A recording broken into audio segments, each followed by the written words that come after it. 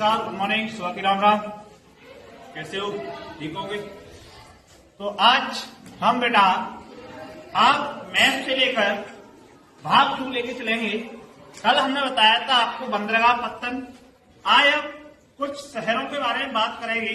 कौन सा शहर कहाँ पड़ता है इसके बारे में आइए चलकर देखते हैं। जैसा कि आज हम देख रहे हैं कि बेटा यहाँ पर अजमेर, कोरबा, मयूरगंज, दाहोद, बाटा, नरोरा, रत्नागिरी, तलचर, गया, इन्नौर, सतना, बालाघाट, बिलासपुर।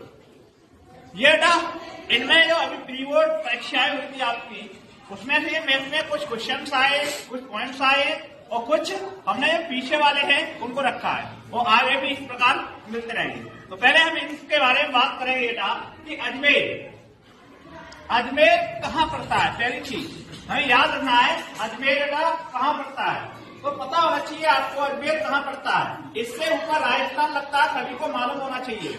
लगता है लगता है इधर, हाँ, इस प्रकार से नक्शा होता है राजस्थान का। तो राजस्थान में बेटा अजमेर कहाँ पड़ता है? राजस्थान में। सुना होगा अजमेर की दरगाह है, हाँ, तो अजमेर राजस्थान में। तो याद रखना, यहाँ पर लिखोगे अजमेर, तो राजस्थान में अपना पॉइंट लगाओगे और क्लियर कर दोगे। कोई दिक्कत, कोई डाउट नहीं होना चाहिए। अगला है आपका कोरबा। कौन सा है? कोरबा। अब कोरबा कहाँ है? कोरबा जनजाति होती है बेटा, मैं बता दूं आपको। कौन सी? आदिवासी समूह जनजाति। कोरबा क्या होता है? ये बेटा पाई जाती है कहाँ पर? छत्तीसगढ़ में। कहाँ पाई जाती है? छत्तीसगढ़ में, यानी कि मध्य प्रदेश के जस्ट नीचे इधर इस तरह से छत्तीसगढ़ लगता हुआ थोड़ा सा है, जहाँ पर इस प्रकार से इसका लगता हुआ छत्तीसगढ़ है। आपका कहाँ है? कोरबा कहाँ है बेटा? छत्तीसगढ़ में। कहाँ है? सॉरी, छत्तीसगढ़ में कोरबा। कहाँ पर पाओगे? छत्तीसगढ़ में पॉइंट लगाओगे, ठीक है, कोई दिक्कत नहीं होना चाहिए। अगला है आपका मयूरगंज। क्या है? मयूरगंज। मयूरगंज कहाँ है आपका? मयूरगंज कहाँ पड़ता है? पता होना चाहिए आपको। मयूरगंज कहाँ पड़ता है?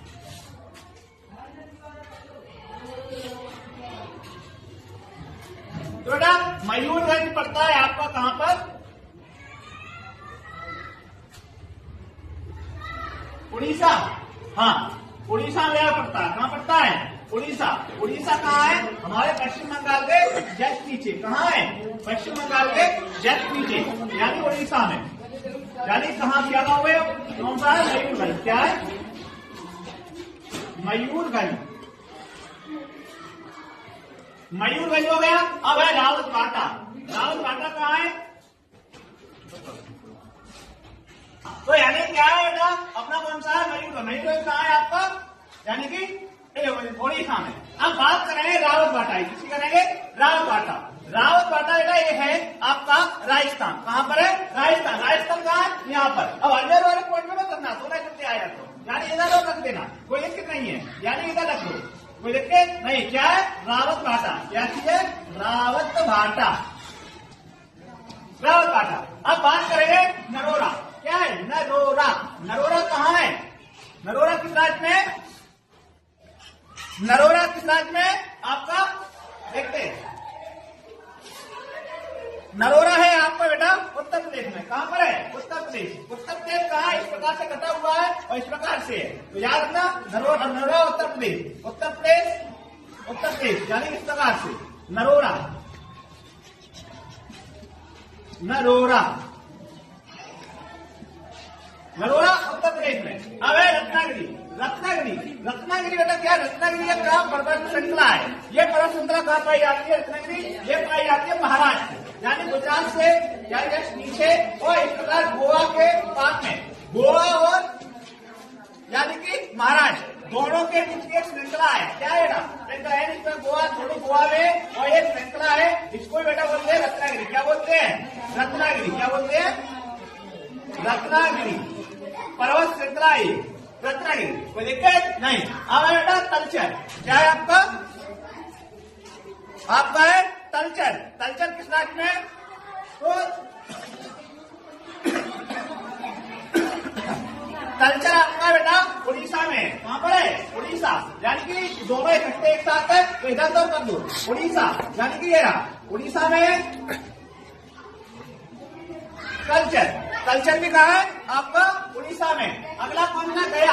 अब गया आपने सुना होगा बहुत बार, आप देवी देवताओं का जो भी सिस्टम होता है क्या है गया में जाके। गया कहाँ है बिहार। बिहार की सीमा इस प्रकार से लगी होती है। हाँ गया, गया कहाँ पर है बिहार। बिहार यानी क्या लिखोगे गया, कोई डाउट नहीं होना चाहिए। अगला है आपका इन्नौर।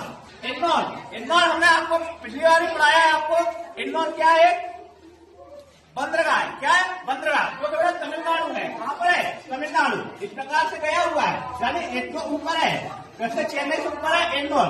क्या एन्नौर बोलते हैं इन्नौर बोलते हैं, एक ही दोनों साइड दोनों तरीके लिखा होता है बेटा, इन्नौर या एन्नौर या एन्नौर। इस प्रकार से भी लिखा मिल सकता है और इस प्रकार से भी लिखा मिल सकता है, दोनों साइड से भी लिखा मिल सकता है, कोई डाउट नहीं होना चाहिए। अगला है सतपुड़ा। सतपुड़ा पर्वत श्रृंखला जानते हो मध्य प्रदेश की है, यानी कि साउथ में, मध्य प्रदेश के साउथ में। तो इस प्रकार से यहाँ से इस प्रकार से मध्य प्रदेश है आपका,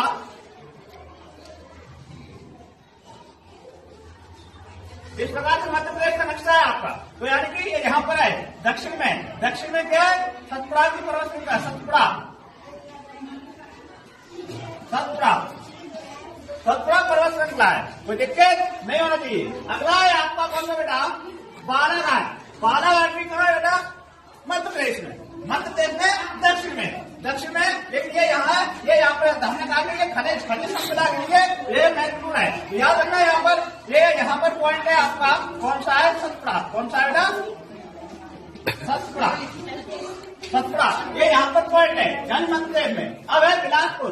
बिलासपुर बेटा जानते हो बिलासपुर कहाँ है छत्तीसगढ़ में। कहाँ पर है छत्तीसगढ़ में पड़ता है। छत्तीसगढ़ कहाँ है आपका ये रहा सर, इस प्रकार से ज्वाइन किया यहाँ पर है कि नहीं। तो यहाँ पर है छत्तीसगढ़। छत्तीसगढ़ में कौन सा है बिलासपुर। कौन सा है बिलासपुर। तो इस प्रकार से आपको नक्शे को याद रखना है। याद क्या रखना है मैंने पहले ही आपको बताया था मैप में इंट्रोडक्शन है कि बेटा कि मैप में सबसे पहले हमें राज्यों के बारे में ज्ञात होना चाहिए और उसके बारे में शहरों के बारे में ज्ञात होना चाहिए कि शहर हमें किस राज्य में पड़ता है और किस राज्य में नहीं पड़ता। अगर हमें शहर नहीं मालूम है, जैसे कि मैंने बोला अजमेर, अजमेर को पता नहीं है कि राजस्थान में पड़ता है। अगर पता भी चल गया तो हमें राजस्थान का बेटा दिशा निर्देश पता होना चाहिए कि भाई राजस्थान किस साइड पड़ता है, यानी कि ये पॉइंट कहाँ पर है राजस्थान का। अगर ये भाई नहीं मालूम है तो हम कतई नहीं कर सकते। इसलिए आपको 2 बार मैप खाली मैनों का यूज करना है और तरीके से देखते देखते हुए आपको उसको पॉइंट करना है, ठीक है। और तीसरा अपने आप हो जाएगा, कोई दिक्कत नहीं है। तब तक के लिए धन्यवाद, बने रहिए हमारे साथ। आपका दिन शुभ हो।